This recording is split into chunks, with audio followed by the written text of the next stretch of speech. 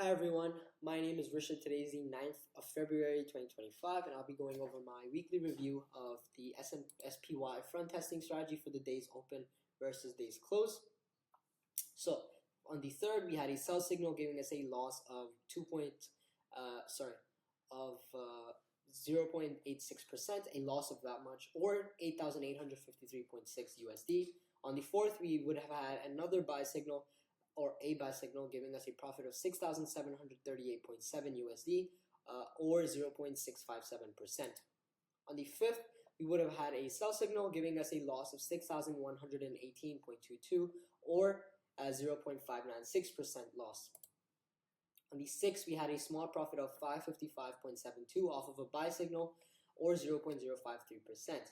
On the 7th, we had a huge loss off of a buy signal of 10,293.84 USD or 1.007%. Our cumulative portfolio return went from 3.486% to 1.733%, and our alpha decreased from minus 17.274 to minus 18.862%, or it would have based on the strategy.